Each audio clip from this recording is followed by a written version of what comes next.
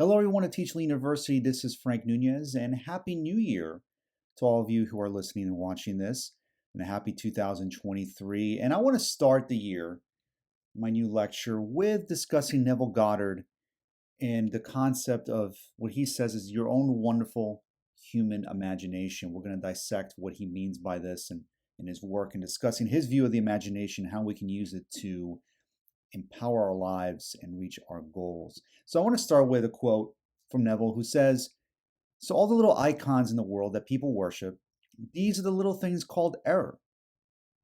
And one day you will discover the true God. And when you discover the true God, you will find that He is all within your own wonderful being as your own wonderful human imagination." So when Neville discusses God, God is not really this being that is sitting on a throne or is sort of this external entity, but rather He is something within us.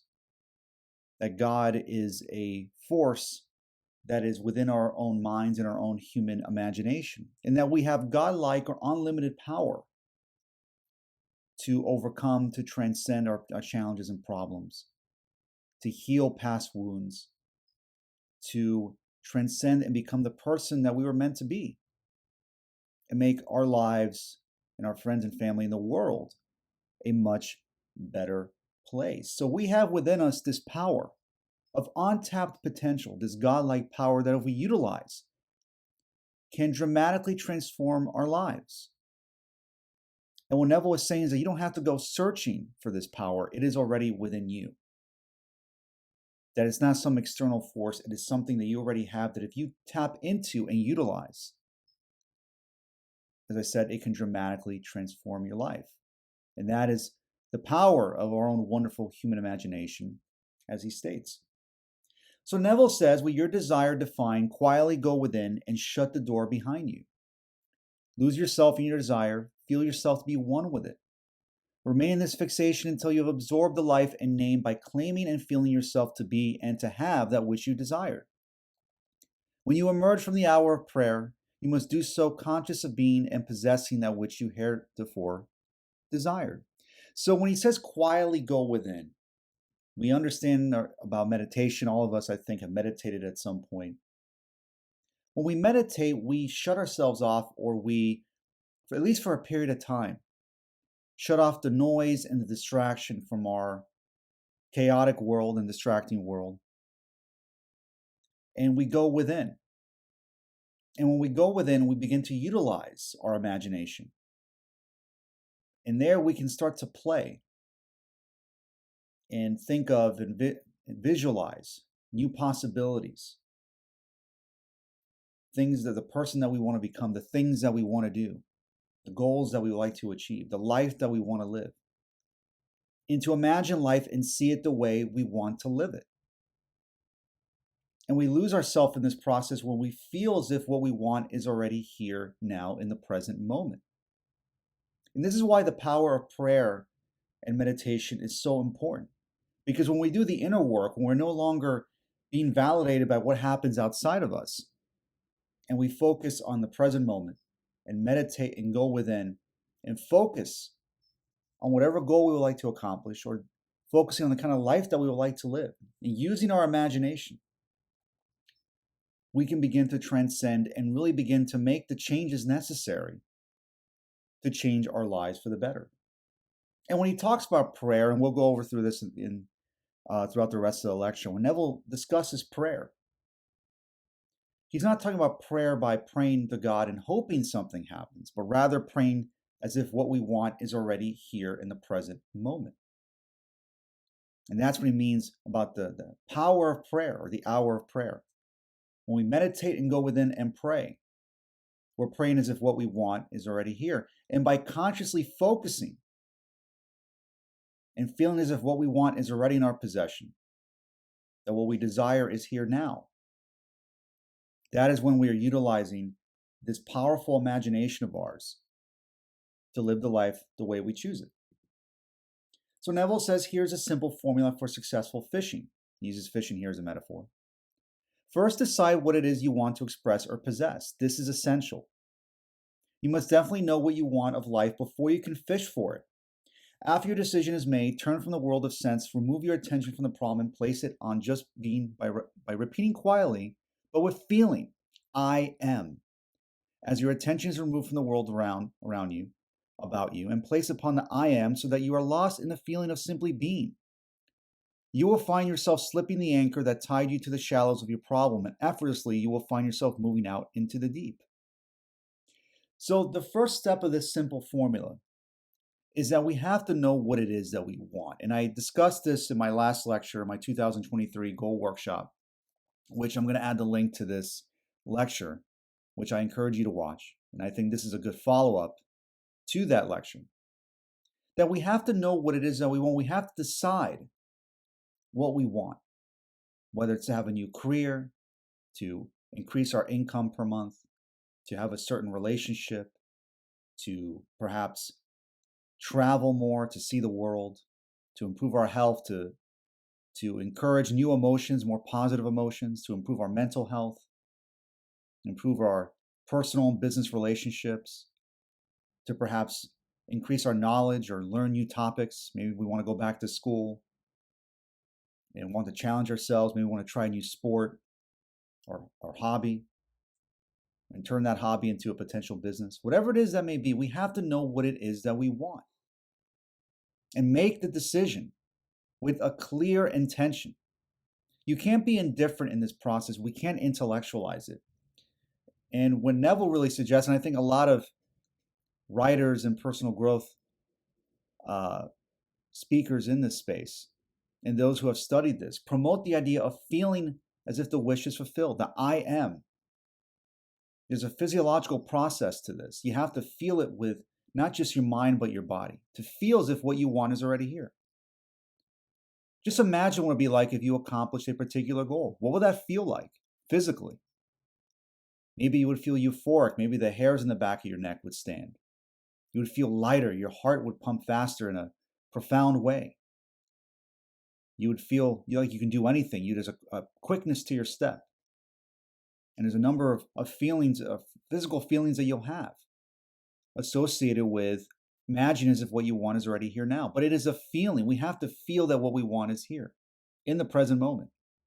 And children are very good at doing this. They're very good at playing and trying out new possibilities. They aren't afraid of trying new things and taking some risks and believing that the impossible is in fact possible. So it's embracing that childlike innocence, that childlike imagination, where we can begin to transcend and live out the life that we want. And that is important. And also that we have to turn from the world of sense, remove your attention from the problem. We tend to focus more on the problem than the solutions. When we focus more on the problem, we give the problem more power, thus preventing us from solving that very problem. But when we focus on solutions and no longer become enslaved by our problems, we minimize the actual problem itself. We give it less energy. And we begin to see those problems in new light, that they aren't actually problems, just misperceptions of how we view ourselves in the world. So the Neville says, when you drop your desire in consciousness as a seed, confident that it shall appear in its full-blown potential, you have done all that is expected of you. To be worried or concerned about the manner of their unfoldment is to hold these fertile seeds in a mental grasp and therefore to prevent them from really maturing to full harvest. So when he says, when you drop your desire in consciousness, and we hear this, and I've talked about this saying that you become what you think about. Oh, Nightingale has said this. Brian Tracy has discussed this. And other personal growth mentors in this space. Drop your desire in consciousness. You become what you think about. When you consistently focus on positive images, positive ideas, focusing on what you want, you are planting a seed into your subconscious. Because remember, many of our behaviors are totally unconscious. We don't even realize it. And unfortunately, many of our unconscious behavior go against our self-interest. Because unfortunately, of the daily negative programming that we are inundated with on a daily basis. That makes us feel small. That makes us feel like we don't have the power to change our lives. then we don't have the ability to live life on our terms and accomplish our dreams. But when we focus on what we want, we plant a seed. And when we inject emotion into this process over time, we develop new subconscious beliefs where it gets to a point that through repetition over time, we develop new beliefs, new behaviors, new ways of thinking that can help propel us towards where we want to go, whereby we utilize our imagination towards new horizons. And we plant these seeds. And when we plant seeds, it does take time to germinate and grow. This process, though it's not an intellectual process, I said before, it does take some time because it develops new habits and new behaviors and to override those old negative behaviors that we've been engaging in for a long time does take some time to be able to overcome. But when you do this process, when you work on this, when you do the internal work, then it is really worth it. And that's when we can really overcome our old self-limiting beliefs and develop new beliefs that move us to a new, more desirable life. So as Neville says, all you can possibly need or desire is already yours, feeling as if the wish is fulfilled. You need no helper to give it to you. It is yours now. Call your desires into being by imagining and feeling your wish fulfilled. This is something that I've been repeating now throughout this lecture several times. As the end is accepted, you become totally indifferent as to possible failure, for acceptance of the end wills the means to that end. When you emerge from the moment of prayer, it is as though you were shown the happy and successful end of a play, although you were not shown how that end was achieved. However, having witnessed the end, regardless of any anticlimactic sequence, you remain calm and secure in the knowledge that the end has been perfectly defined. So, what discourages a lot of people from pursuing their goals and setting big goals is that they don't know how to get there. If, for example, you want to increase your income and perhaps maybe make $100,000 in a given year, what discourages a lot of people is that they don't know how to get there. They want to make the $100,000, but they don't necessarily have a plan or know how to do it. But the truth is that any goal that has ever been accomplished, any big goal, no one ever knew every step along the way on how to get there. You just have to take the first step. And you look at the most successful people in business and entrepreneurship, in sports, in the arts, in academics, in the sciences. Those individuals had big goals and they accomplished big goals, but they didn't know every step along the way. They just knew what they wanted. So when you feel as if what you want is already yours and focus on the end, accepting that the end is already here, that what you want is here now, and that it will come to you, then the steps will reveal themselves. New possibilities, new relationships, chance occurrences, synchronicities will unfold. Life will begin to unfold to you when you begin to feel the wish fulfilled and to live in the end. Rather than waiting until achieving something so you can feel happy and successful, you can feel that way now. And I've discussed this a lot with Tony Robbins' work in his book, Unlimited Power and Awakening the Giant Within. What we're really after isn't the money or the career or the relationships or the health. What we're looking for is to experience a specific state, to feel a certain way. That's ultimately what we're after. So if we can get into those states now, through our thoughts and our actions and our physiology, feeling that what we want is here, asking ourselves empowering questions, imagining a better future, then we're no longer at bay of our circumstances. We can defy our circumstances and live the life that we want right now. So then chance or accident is not responsible for the things that happen to you, nor is predestined fate the author of your fortune or misfortune. Your subconscious impressions determine the conditions of your world. The subconscious is not selective, it is not impersonal, and no respecter of persons. The subconscious is not concerned with the truth or falsity of your feeling. It always accepts as true that which you feel to be true. Feeling is the assent of the subconscious to the truth of that which is declared to be true. Because of this quality of the subconscious, there is nothing impossible to man. Whatever the mind of man can conceive and feel is true, the subconscious can and must objectify.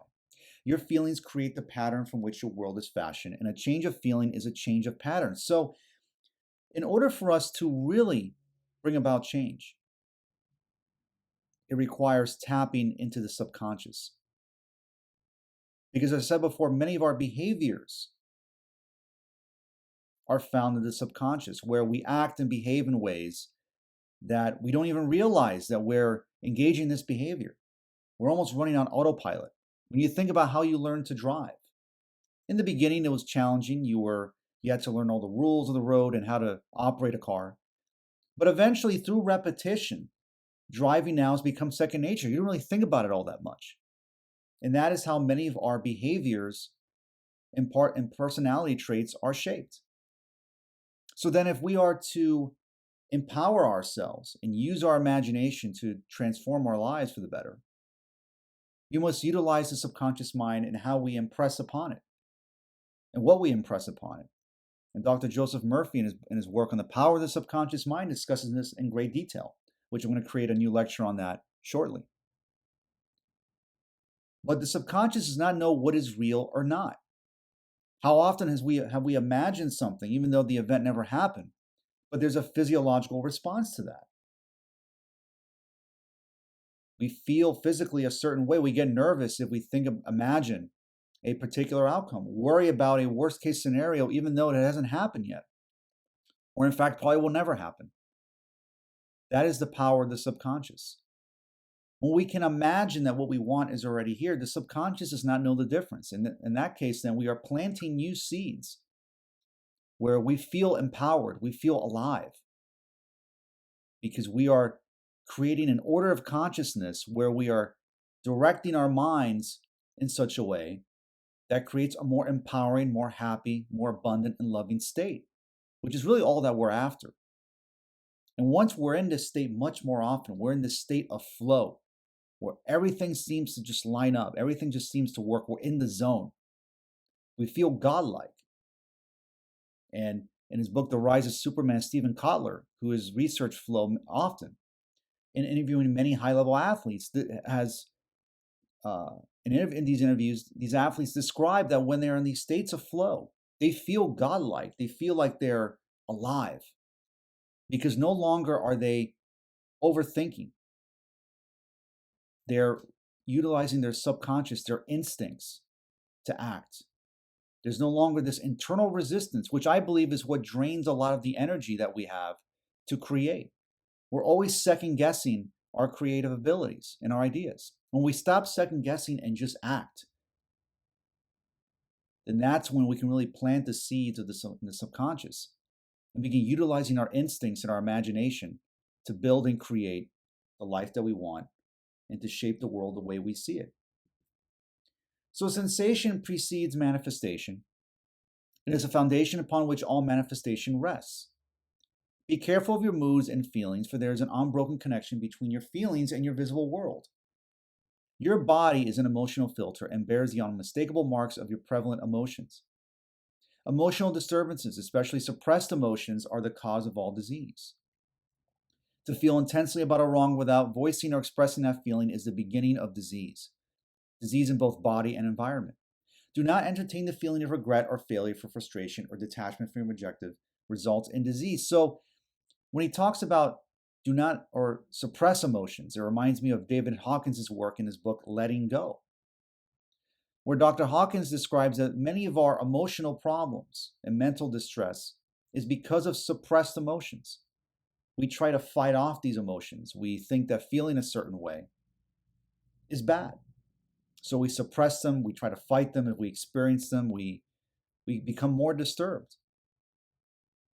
But what's important here, what Hawkins is suggesting, and so is Neville, is that we let go of these emotions. We accept them for what they are. Accept the fact that you've been frustrated. Accept the fact that you've been disappointed and anxious and angry and whatever negative emotions you're experiencing. When you accept it and let them go, they no longer control you. So then you reshift your focus to more empowering thoughts and ideas and emotions. And people think, however, that by letting go and not being enslaved by our desires, then our desires won't come to pass. Actually, quite the opposite. When we let go and stop trying to control consciously every aspect of our lives and what happens outside of us, that's when we get out of our own way and we can start to live life on our terms. And that's when, in fact, our desires reveal themselves to us without much effort. So it requires then that we stop getting in our way, to get out of our own way, and to let go of these suppressed emotions. When we let go, there's even a physical response where we feel lighter. We feel like a weight has been lifted off of our shoulders. We feel relieved because no longer are we allowing these suppressed emotions to hold us at bay and to imprison us, and to accept the fact that we've experienced them. And we surrender to not only our imagination, but to this universal intelligence, to God, whatever term you want to use to describe how the universe came into being. That mystery that is behind the creation of everything that is around us. When we surrender and let go, we create a tremendous amount of relief and potential to unleash our unlimited imagination. So then be not afraid nor dismayed by reason of this great multitude, for the battle is not yours, but God's. You do not fight against your problem. Your problem will only live as long as you are conscious of it. Take your attention away from your problem and the multitude of reasons why you cannot achieve your ideal. Concentrate your attention entirely upon the thing desired. So in conclusion then, in discussing Neville's work on the imagination, to really capitalize on this idea and to capitalize on this power, we must not focus on the problem. If we're always conscious of it, if we're obsessed about what we don't have, and always trying to force an outcome, consciously, physically, thinking that if we just stay busy, we'll somehow move closer to our goals and to achievement. When we stop trying so hard and stop trying to force an outcome and live in the moment as it is, that there's no yesterday, there's no tomorrow, there's only now. We take our attention away from our problems and we start paying attention to life. We start paying attention to being in the present moment, being in flow, where everything is in order. We're not thinking about tomorrow. We're not living based on the disappointments of the past. We are living in the present moment. And we pay our attention to the present moment. That's when I believe the magic happens and we can enter these states of flow much more often. Thank you so much for listening. And make sure to subscribe and like this YouTube channel so you can watch all my lectures on personal growth, wealth building, creativity, entrepreneurship. Thank you so much and take care.